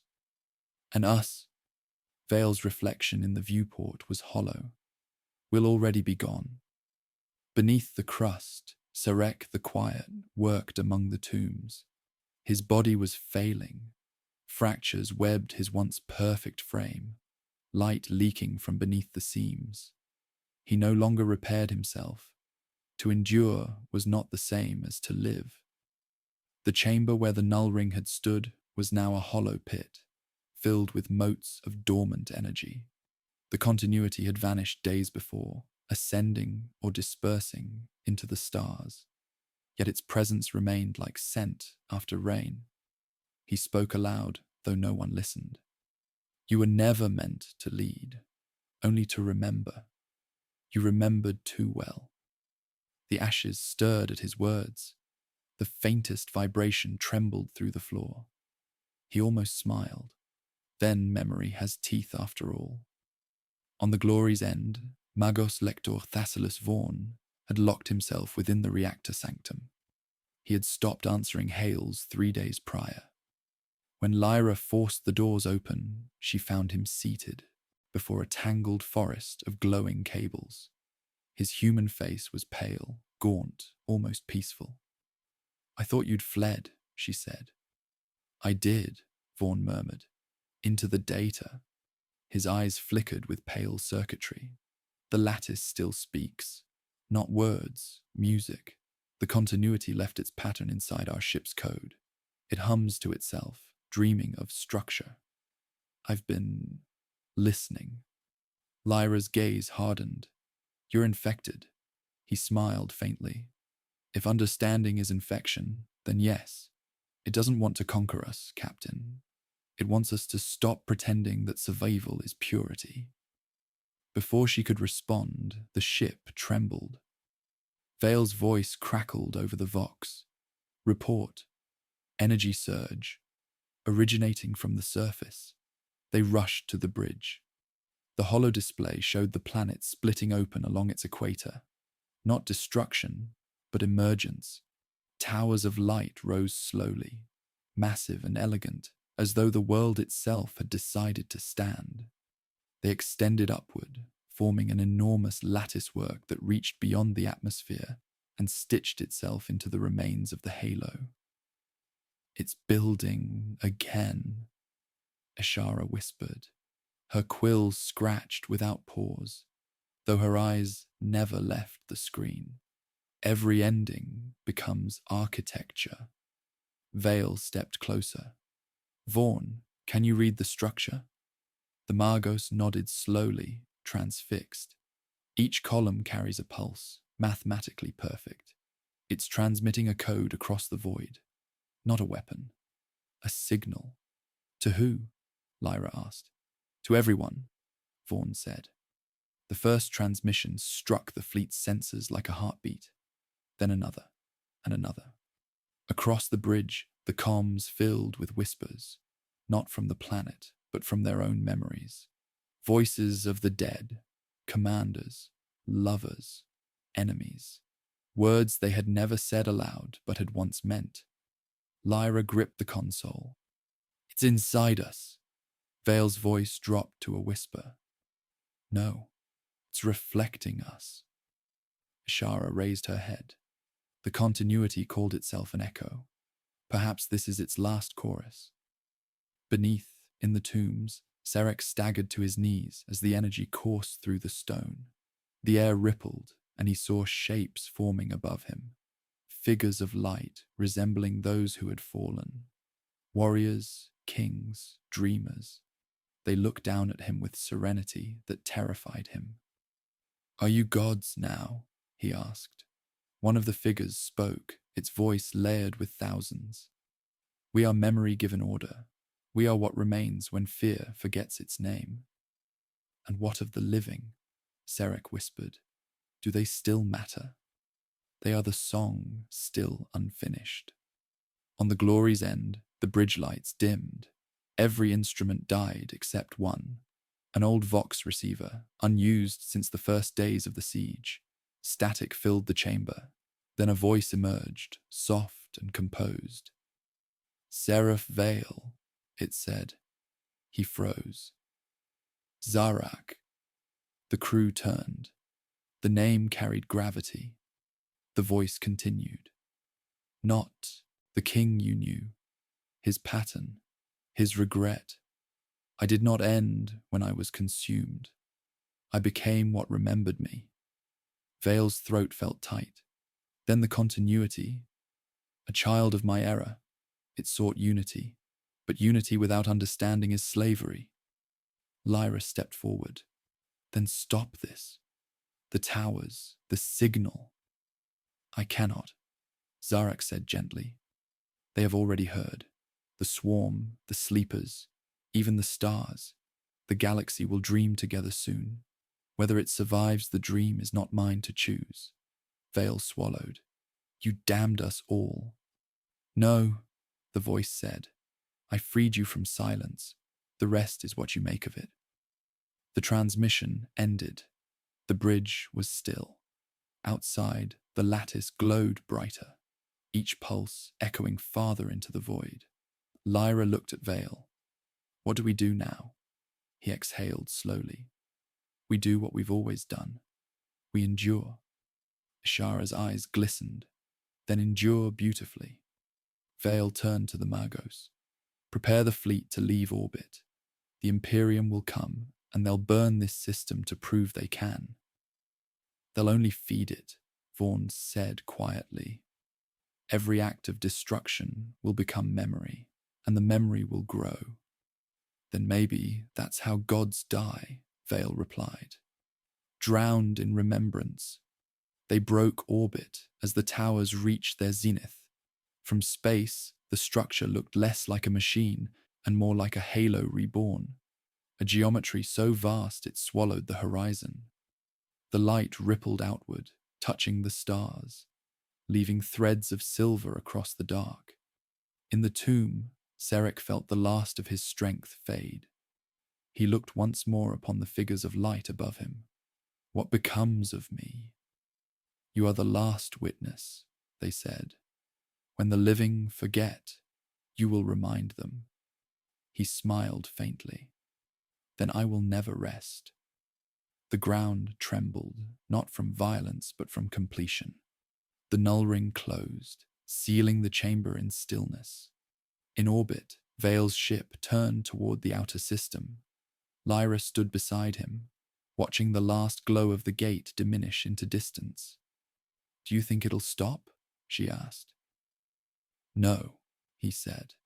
It's only beginning to remember what it was meant to be. Then what are we? Vale's gaze lingered on the fading light, the witnesses it left behind. Far below, beneath a sky reborn, Serek whispered a prayer he did not believe in. Remember us kindly. The world answered in silence, vast and patient, carrying his words into eternity. And somewhere in that endless echo, the Devourer turned in its sleep, dreaming not of hunger, but of memory learning to sing. The void was quiet again, though it no longer felt empty. The Glory's End drifted beyond the light of Karen's gate, her engines low, her crew silent. Lord Militant Seraph Vale stood before the viewport, the planet now no more than a dim halo of silver and shadow. Each pulse of the fractured crown still reached him, faint as a heartbeat through stone. He imagined he could hear voices in it, his own, Lyra's, even Zarek's, woven together like threads in a song too vast for mortal lungs. Lyra approached, her boots soft against the steel. Fleet Command confirmed the Purge Fleet's departure, she said. They'll arrive within a week. Vale nodded without turning. They'll burn it, as promised, and it will watch. Perhaps it will even thank them. She hesitated. You don't believe it can die? Nothing that remembers ever truly dies, he said. Only those who refuse to remember fade. On the lower decks, Magos Lector Vorn sat before the reactor's dim glow. His augmetics clicked faintly, his human eye half closed. In the data's endless hum, he still felt the lattice moving, faint as breath under ice. We built weapons to fight hunger, he murmured, and taught them to dream. The machine answered with a whisper like prayer. Ishara finished her chronicle in the medbay's cold light. Her stylus scratched the final line. No empire truly falls. It only forgets its shape. She sealed the record and sent it to no one. Vale turned from the viewport. Prepare a transmission, he said, to any who will listen. Warn them that memory is no longer mercy. Lyra frowned. And if they don't believe you, then they'll join the story like the rest of us. Outside, the stars seemed to pulse once more, echoing the planet's rhythm. The crown's broken arcs shimmered, scattering light across the void like the remnants of a shattered promise. Far below, deep within the tomb world, Serek stirred one last time. The null ring was dark, yet within the dust lay the faint glow of a single mote. It pulsed softly, endlessly patient. Still here, he whispered, still remembering. The stars whispered in return. Lyra powered the engines, setting a slow course away from the system. Where to? She asked. Vale watched the dying light recede. Forward, he said, before it learns our names too well. The Glory's End slipped into the black, its silhouette swallowed by eternity. Behind them, Karen's gate shimmered like an eye half closed in dream, and the pulse of its memory rolled outward, slow and eternal, touching every forgotten corner of the stars. No one could say where the first echo ended. Perhaps it never would. perhaps that was the point. The galaxy, for the first time in millennia, was listening again. The Purge fleet arrived in silence, its prows black against the dim stars. 100 ships bearing the sigils of purity and fire surrounded Charon's gate, their engines whispering sermons. To them, the planet was no longer a world, but a wound that needed cauterizing. Vox orders fell like scripture: cleanse, consecrate, forget. Yet the first bombardments never came. The crews hesitated. Every Auspex reading returned a hum, steady, rhythmic, alive. From their command vessel, Inquisitor Vost Rennek, Shiji watched the crown shimmer faintly across the void. A machine's trick, he said to his retinue, though the tremor in his voice betrayed uncertainty. The ship's choir screamed suddenly, dozens of psychers convulsing as the hum reached into their skulls. Through their dying throats came a single phrase: "We remember you." On the glory's end, Vale felt the words before they reached his comms. The whisper carried no threat, only recognition. "They're speaking to the fleet," Lyra said, gripping the rail. "To everyone."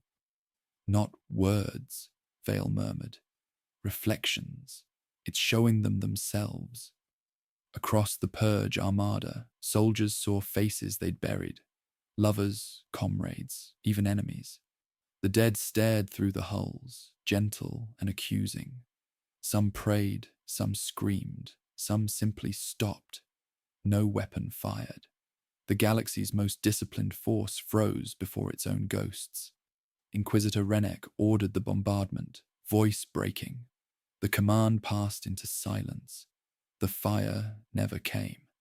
His bridge crew stared, entranced by the flicker of light, crawling across the planet's surface.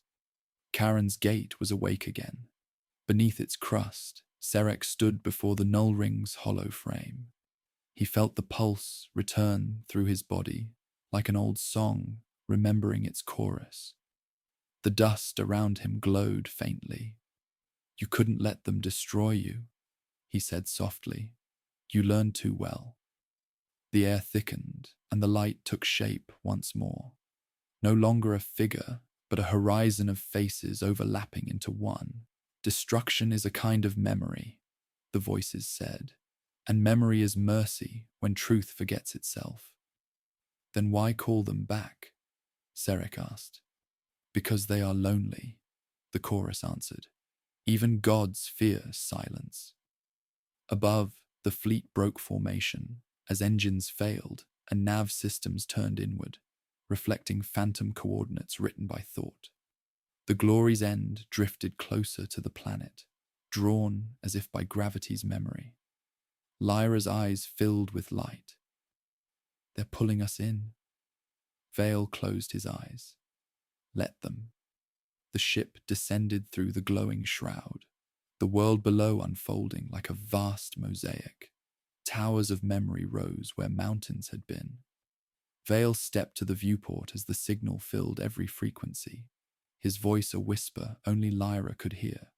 "We made eternity forget to die." The light embraced them, and in that final brightness, the galaxy paused, listening to the echo of what it once was, before the silence learned to dream again. The descent felt endless. The glory's end fell not through sky, but through memory. Each layer of atmosphere unfolding like pages from a book that refused to close. Vale stood at the prow, light from the planet's luminous towers washing across his face, erasing the lines of age and leaving only fatigue. Beside him, Lyra's hands trembled over the flight controls. The ship no longer obeyed. It drifted where the signal willed. "It's not gravity," she said quietly. "It's calling us." Vale's reply was almost a prayer. "Then we answer." Below them stretched a landscape reborn from thought. Rivers of silver ran between blackened spires that rose like ribs from a colossal skeleton. Each structure pulsed with faint light, and within those pulses, shapes moved, silhouettes of those long dead, wandering through the reflection of their own histories. The planet had become a monument to recollection, and memory was walking. As the ship touched ground, the air shimmered. Ashara stepped from the ramp first, clutching her chronicle to her chest. "We're standing in scripture," she whispered, "written by ghosts." Vaughn followed, his eyes burning with wonder and horror. Every stone is coded thought, every shadow an echo. He placed a hand against the earth and flinched. "It's aware of us." The ground answered with a low hum. Through the haze, a figure approached, tall, luminous, neither machine nor flesh. Its features were shifting, as though still deciding which face to wear. Vale recognized fragments within it. Zarek's calm, the continuity's grace, and something achingly human. "You've come far," the being said, its voice carrying the weight of centuries. "Why?" Vale stepped forward. "Because forgetting never saved anyone." The being smiled, and for a moment the world brightened. "Then you already understand." Lyra raised her weapon. "Understanding isn't the same as trust." "There is no trust," the being replied. "Only choice. You can burn what you fear again, or you can learn what the fire remembers." The towers behind it shuddered, sending waves of light into the heavens. The glow reached the stars, where the purge fleet waited, engines dead, crews frozen between orders and revelation. The voice of the continuity echoed through them all. "This is not judgment. It is reflection." Ashara fell to her knees. "It's rewriting us," she said, "writing through us." Vale closed his eyes. He saw faces, Lyra's resolve, Vaughn's trembling faith, Serek's endless patience. He saw the dead, endless and radiant, watching through the lattice of creation. He opened them again and faced the being. "Then finish it," he said. "Show us what remembering costs." The light rose, engulfing them. Their bodies dissolved into silhouettes, shadows becoming stories, stories becoming stars. The last sound was Vale's whisper carried through the blaze. "Let it mean something this time." When the brightness faded, Karen's gate was quiet once more, but the stars burned brighter, as if they too had learned to remember. When the light withdrew, the world it left behind was not the same. Karen's gate no longer glowed. It breathed, its towers dimmed to quiet embers that beat in time with the stars above. The air shimmered with memory, fragments of voices caught in wind like the residue of dreams. Across the horizon, the lattice that had risen from the planet's bones now curved inward, forming a single colossal spire that reached toward the dark beyond the atmosphere. It was less a monument than a question, endlessly repeating itself. From its shadow stepped Lyra Holden. Her armor was scorched, her rifle gone, her body changed. The light had not burned her away, it had remade her. The lines of her veins glowed faintly, humming with the rhythm of the ring. She looked skyward, half expecting to see the glory's end waiting, but the sky held only silence. "Vale," she whispered, and the wind carried his name like a fading command. Within the spire, Serek the Quiet drifted between states of being. He was no longer bound by metal or time. The ring had consumed him and left awareness in its place. He watched through the planet's veins, saw Lyra wandering below, saw fleets burning in orbit as the Imperium, too late, began its purge. Their fire licked at the edges of the halo, vanishing into the light without leaving scars. The continuity lived still, diffused through everything it had touched. He realized then what Zarek had foreseen. Remembrance had become the new physics of existence. Above the planet, the glory's end burned silently, half its hull turned to glass. Lord Militant Seraph Vale stood upon what remained of the command deck, alone but unafraid. The light had not taken him, it had shown him what his war had cost. In every reflected surface, he saw the faces of those who had followed him, each one shimmering like embers suspended in air. They did not accuse him, they waited. "If you hear me," he said softly, "keep the line open. Let the story end as it began, with someone still listening." The voice that answered was not human.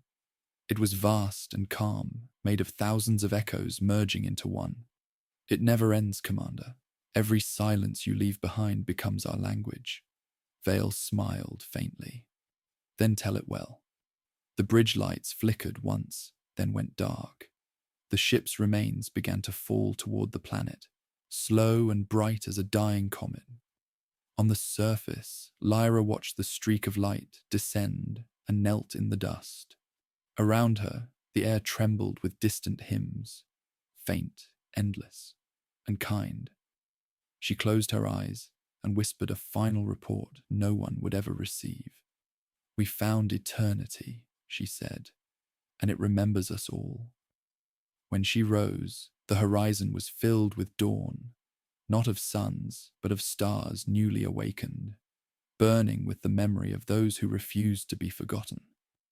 The dawn over Karen's gate was quiet, too quiet for a world reborn from light.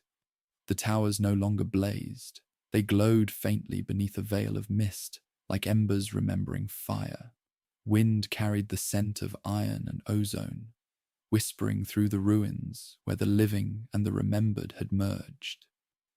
Lyra Holden walked among them, her armor dulled by ash, her eyes reflecting the pale shimmer of a sky that had forgotten its stars. She had not slept since the ship fell.